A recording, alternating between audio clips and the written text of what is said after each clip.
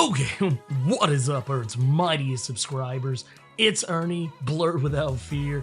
Welcome back to the channel. So in today's video, we are going to be talking about Excalibur number 5 by Tini Howard and Marcus Toe, Fallen Angels number 5 by Brian Hill and Zymon Kudronsky, New Mutants number 5 by Jonathan Hickman and Rod Rice, and X-Force number 5 by Benjamin Percy and Joshua Cassara.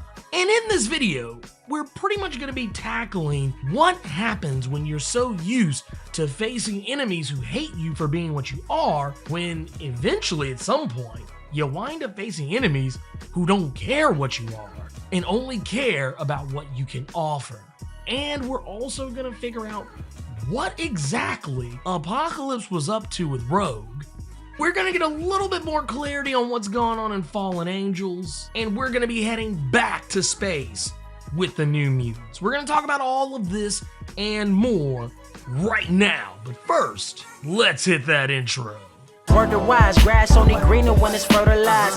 Gave them truth in these songs, they prefer to lies. Destiny beautiful, adrift in her purple lies. You can't see me, you Stevie, wondering how I reach more evolutions than Evie and make it look easy. Before we get started, if you want to see more awesome comic book videos like this one, it only takes 2 clicks to become one of Earth's mightiest subscribers. Click, click.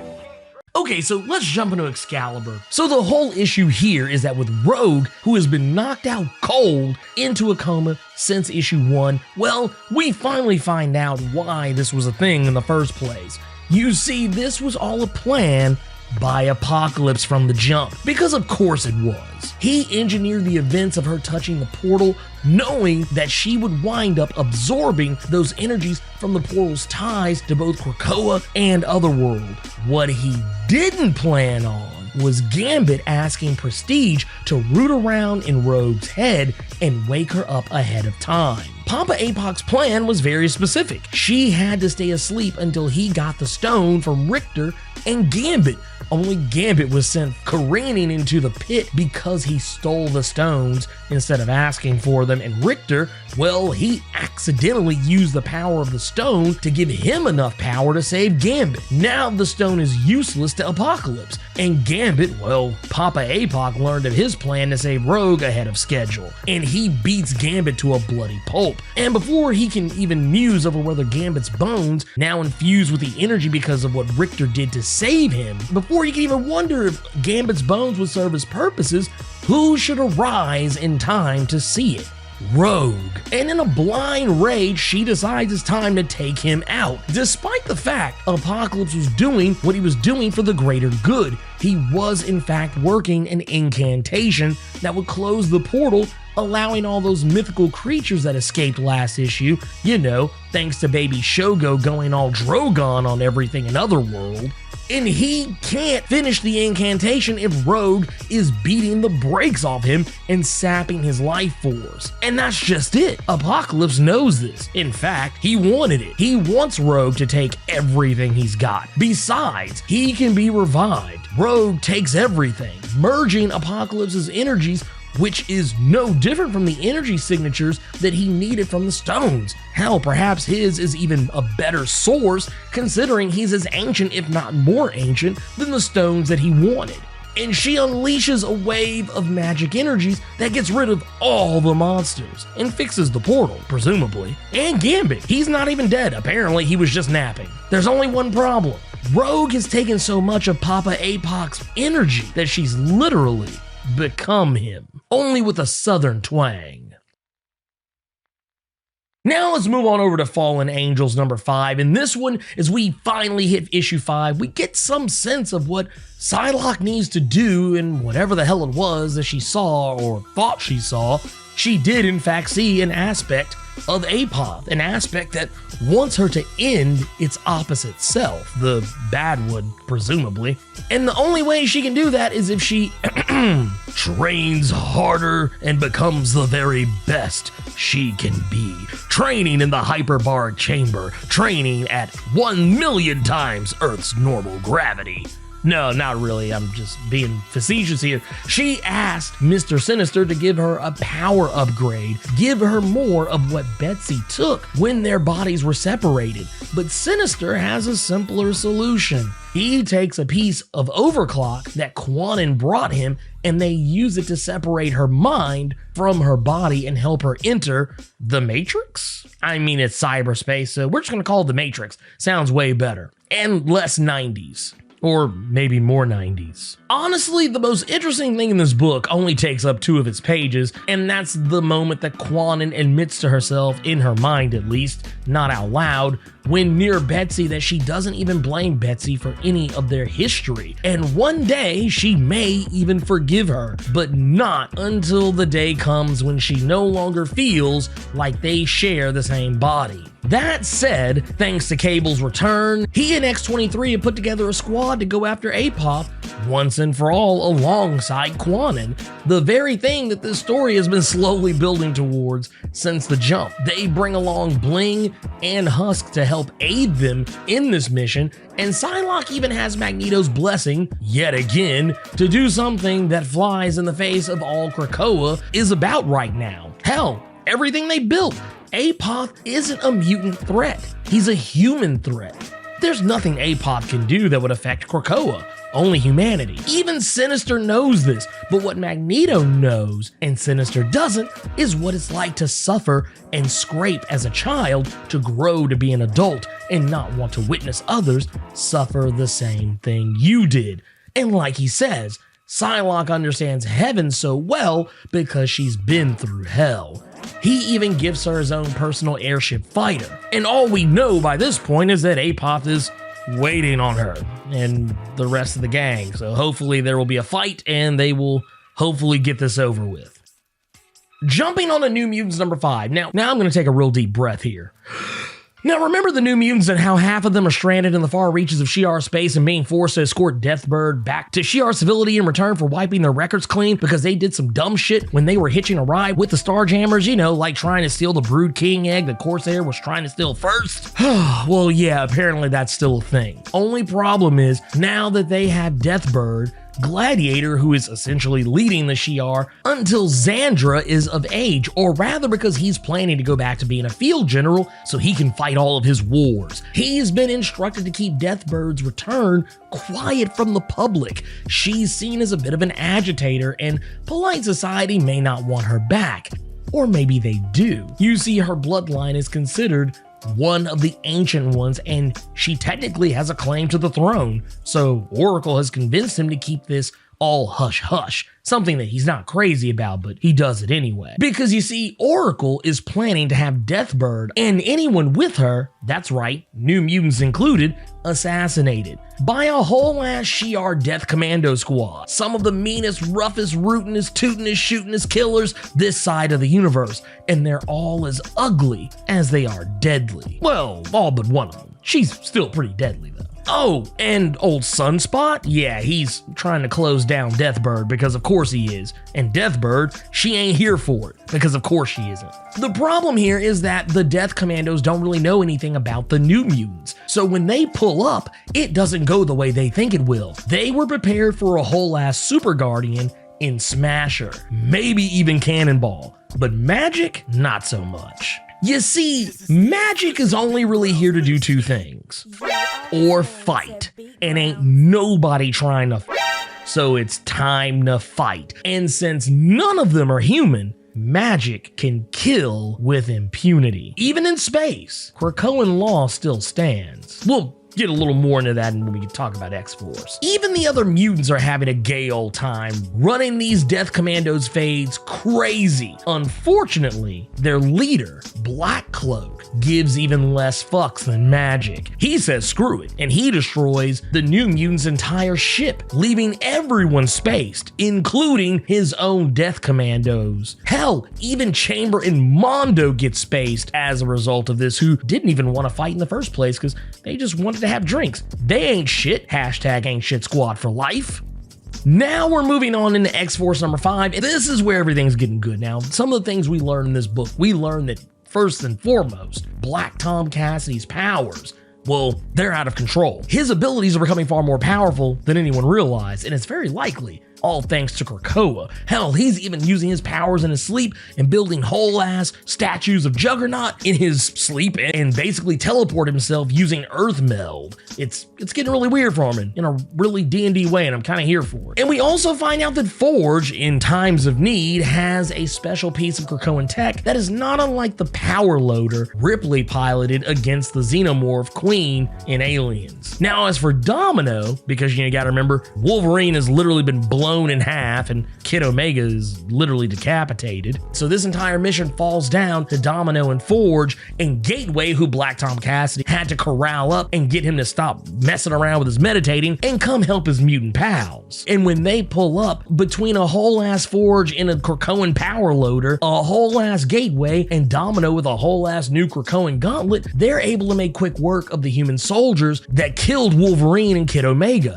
Hell, even Gateway catches a body on this one, or at least he did enough to crash a chopper with, or maybe without, someone still in it. We don't really find out. They're able to save Wolverine, and now we'll never know the answer to whether or not if Wolverine gets cut in half, will he grow 2 Wolverines, one from each stump? Well, oh well. The real story here is when Beast gets a nice bit of business in this issue, just in terms of how much Beast has become more open to the way of war now, and his new role as essentially one of the heads of the Krakoan CIA. He knows the mutants can't kill humans, but there is nothing in the rules about going hostile on them. And he knows this, and he's more than willing to go there, or at least let Domino go there. The real issue here is that because they've lost the one witness who could tell them anything, they need someone alive. And the one guy left after Domino vaporizes some other chick, which I'm pretty sure is against the rules here, but yeah, hey, whatever.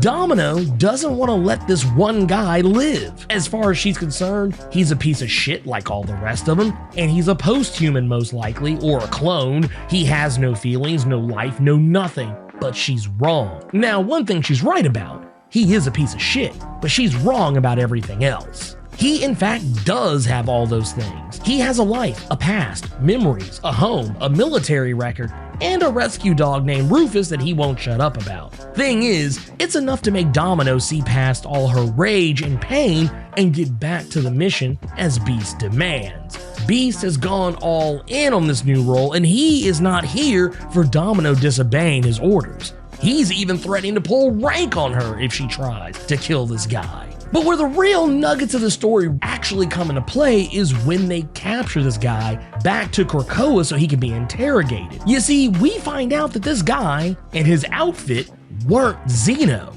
This guy, his ops, the terrorists hitting Xavier's businesses and shell companies going after his bag, this wasn't about anti-mutant agendas. This wasn't about protecting humanity. Hell, this guy doesn't even seem to hate mutants. This was about exactly what it always comes down to: the haves and the have-nots. Mutants aren't on the bottom rung of the ladder anymore, thanks to being elevated after the events of House of X and Powers of 10. Mutants have become the 1%, at least the way some humans see it. And even Gene has to admit he's not lying, but he's also not telling the truth either, at least not the entire truth. He is, in fact, part of a little private military company called Merc, an army made up of military lifers who are done with the typical humdrum, of military life. They're loyal to no nation and fly no flags. They only care about 2 things: lots of action and lots of money. This guy was selling the stuff they stole, all the Krakoan flowers and such, to someone. That's the part he wasn't being entirely truthful about. He also wasn't being entirely truthful about what he knew about who he was selling it to. Now, he doesn't really know anything about the guy, but he knows enough for Gene to know this guy, whoever it was he was selling it to, is the leader of Xeno. And what I think makes things even more interesting in this book is that at some point, Beast has apparently reached out to this Merc organization without the knowledge of anyone on the Quiet Council about buying their services. I mean, after all, if the mutants are now the 1%, even if they don't get all the privileges that entails, they still have enough money to buy a whole ass army to protect them. In all this, I've kind of learned a few things after 5 straight issues of, most of the Dawn of X titles, minus X-Men by this point. I feel like I know so much more about what's going on with these books and why I feel the way I feel about a lot of them. I have kind of finally hit a common ground with, certain aspects of Excalibur by Tini Howard. I'm actually a lot more on board with that book than I originally was. I still don't think that it's great. It's far from perfect, but it's also far from awful. I feel like it's just a good middle of the road book. It's just something that, maybe break up the monotony of, just whatever's going on in the other X books. Whereas with New Mutants, I think we finally hit a point where I'm a little bit more on board with the New Mutants being in space. Like, I think I talked about this last video, that I wasn't a huge fan of the whole thing with the New Mutants, or really X-Men in general being in space. It just usually doesn't work out that well for me. But now I'm actually like, okay, this has actually been kind of vaguely interesting. My only big, real just gripe with it is that, of course, Jonathan Hickman is helming this particular issue, and he can get really wordy, and I think he kind of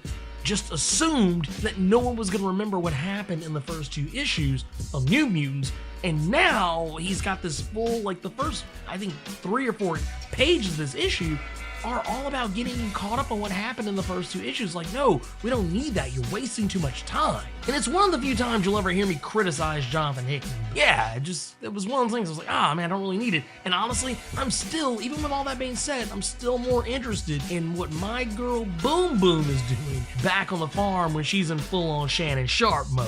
Fallen Angels is still, it's still not hitting for me. I mean, even though technically this issue gave me more answers to the questions that I had, and that being said, I kind of figured out what it is about Fallen Angels that I don't like. It reminds me of Ghost in the Shell. The more I read this book, I'm like, oh, of course. All this existential brouhaha back and forth about existence and what makes a person, I suddenly just clicked for me. I was like, oh, wow. This is basically Ghost in the Shell, and not even really being particularly good at it either. I am a huge fan of Ghost in the Shell, so this should have been immediately right up my alley. I think it just tried too hard to be what it is. And at the end of it all, I gotta admit, man, X-Force is still the book. It is still the book of choice. This is the issue you read if you want more stuff. And I feel like they dropped some bombshells at the end. I feel like the stuff they're giving us with Beast was probably some of the best character development I've seen for Beast in some time. And I know it's gonna divide some people. There's some people who are gonna be like, oh, I don't know, I don't really like my Beast this way. I want my Beast to be the way it used to be. People always want characters to grow. They always want them to be something new. They want them to evolve. But at the same time, they want them to be the same old character that they've been digesting for however long they've been reading this character. And that's the thing. You're wanting to have your cake and eat it too. You can't have character growth if the character just stays the same.